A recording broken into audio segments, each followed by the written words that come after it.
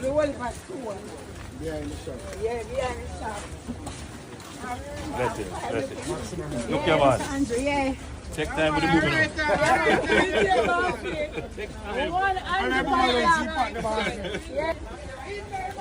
The wall is that's closer to this.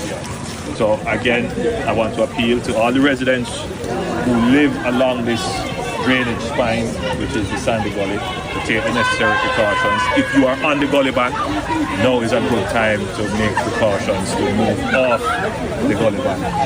If you are inclined to throw debris and garbage into the gully, desist from doing so, because once it gets into the gully, even though it is wide, it does clog up when it has to encounter bridges and tributaries when they join, and that is where you could have points of overflow.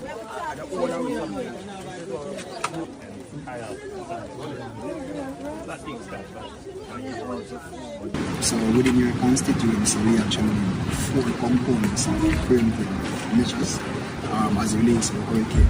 The first one that we did was that we cleaned the main gullies that ran through the constituency from Holness Gardens all the way to Seabright Gardens. So we utilized the efforts of community labor as well as heavy equipment, which will include trucks and backhoe. When the buildings are not parking, actually the truck.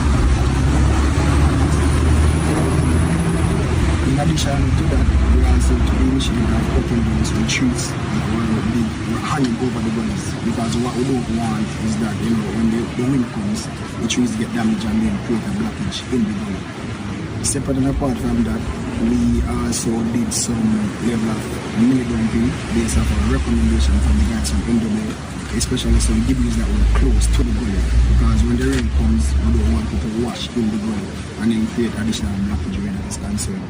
And lastly, we also did another section where as we clean some sub-drains, which would be drains that are on the parochial roads. And so we ensure that those drains are clean so as to minimize and reduce any flooding and that is actually situated. And so because those drains are drains that usually leads to the main one. And so and the social aspect, we went ahead and distributed some apartments that we could pass approved. And that's pretty much it for the most part, but the constituency is pretty much ready for the weekend. Good. All right, for the Molines division, we have activated 2 shelter areas. One, the Balcom Drive Junior High and the Penwood High School. So for the residents who might encounter some difficulty